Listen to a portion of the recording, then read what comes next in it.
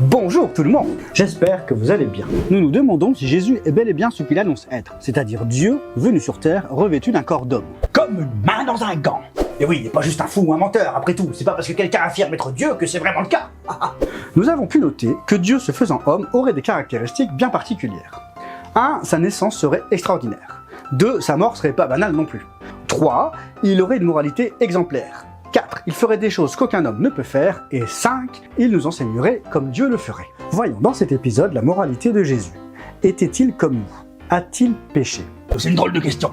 Jésus, on le voit souvent sur l'eau dans une barque, mais il a jamais une canne à pêche dans la main. Non. Étymologiquement, pécher, c'est manquer la cible. Ne pas agir comme Dieu l'a prévu. C'est par exemple ne pas respecter les lois morales qu'il a mises en place, dont celles communiquées à Moïse. Ah ouais. Ah.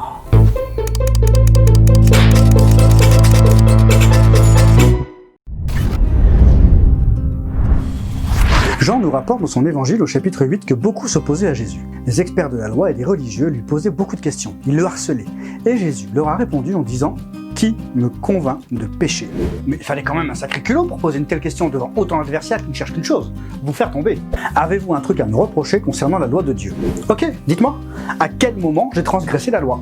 Il lance ce défi à des experts de la loi. Perso, je me serais pris de ces listes en pleine tronche. Mensonges, luxure, ivrognerie, idolâtrie, divination. Tout cela est mystérieux. Bon, je pars faire la liste, mais je pense qu'il faudrait pas 5 minutes pour qu'on nous balance avec un malin plaisir tous nos péchés en pleine face. Mais Jésus, non, tranquille.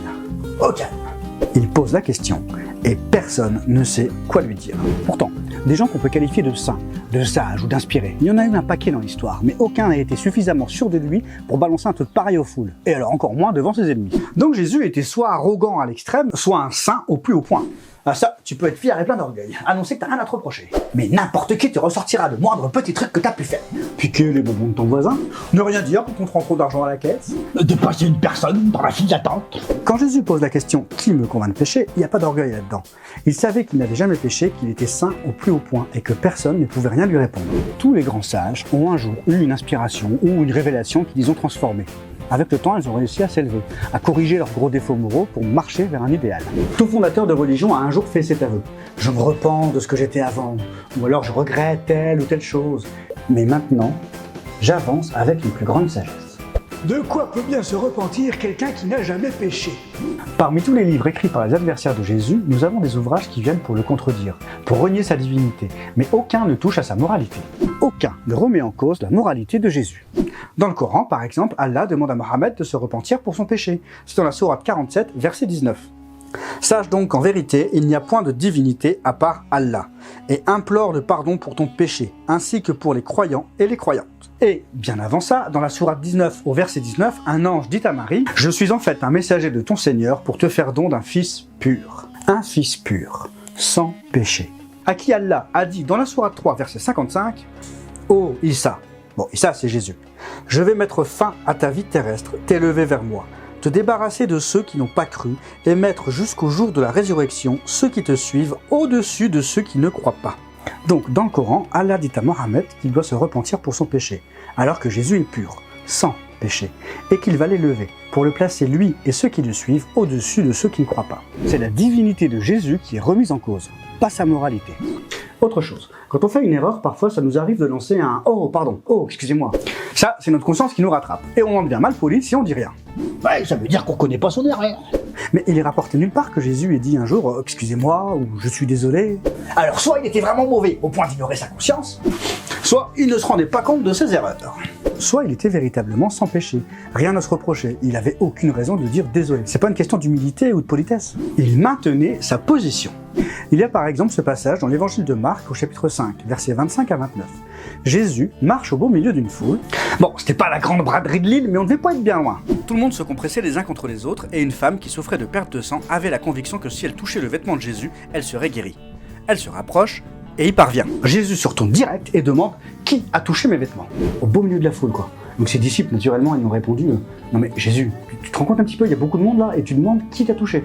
Jésus n'avait percuté personne. Il savait qu'on l'avait touché volontairement. Il n'avait pas besoin de s'excuser, de demander pardon, parce que quelqu'un l'avait touché dans cette masse de gens. Une autre fois, ses adversaires viennent pour le piéger.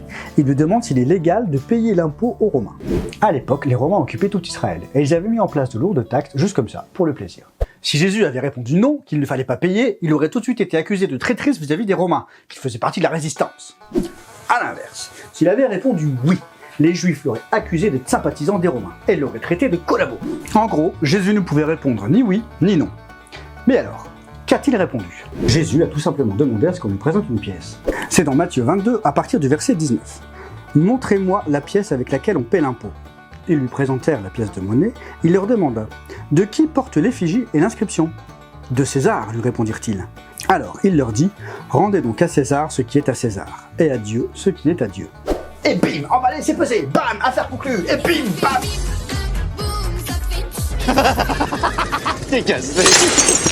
Rien à reprocher. On va pas énumérer tous les actes qu'il a accomplis, mais à chaque fois, il faisait preuve d'une grande sagesse et d'un grand discernement. Il était bon au point de laisser la gestion de la bourse à Judas, un voleur, qui en plus va le trahir. Un voleur qui gère la compta, mais franchement, quelle idée! Il n'est donc pas possible de trouver une once de péché dans la vie de Jésus. Il faisait des choses bonnes, justes et agissait en vérité. Alors t'oublies le passage dans le temple où il était tellement vénère qu'il a retourné toutes les tables des marchands. Dieu a dit aux Hébreux dans Ésaïe 56,7 « Ma maison sera appelée une maison de prière pour tous les peuples. » Et eux, ils ont investi le temple pour faire du commerce. Ils y ont organisé leur propre marché et ils l'ont transformé en caverne de voleurs.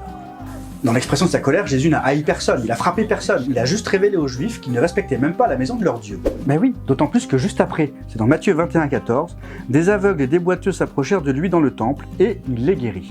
Non mais imagine, t'es en mode complètement vénère là. T'as retourné tout ce que t'avais autour de toi et il y a un groupe de pauvres miséreux qui viennent te voir parce que tu veulent des bisous, ils veulent te guérir. Bon alors, je pense que dans l'énervement, je les aurais envoyés balader. Ou pire, ils se seraient pris une claque perdue. Mais non, Jésus s'était énervé contre ce que faisaient les vendeurs. Il n'était pas du tout hors de contrôle puisque juste après, il guérissait des malades dans le temple, l'endroit même qu'il venait de mettre sans dessous-dessous. Je me demande combien d'entre nous pourraient en dire autant. On a tous menti un jour, ou volé, même pas grand-chose, comme piquer un fruit dans le jardin du voisin sans rien dire. Même si ça ne semble pas bien grave, un péché reste un péché. Et si, comme Jésus, vous lanciez à vos adversaires, je vous mets au défi de me trouver un seul péché. Qu'est-ce qu'on pourrait bien vous reprocher ?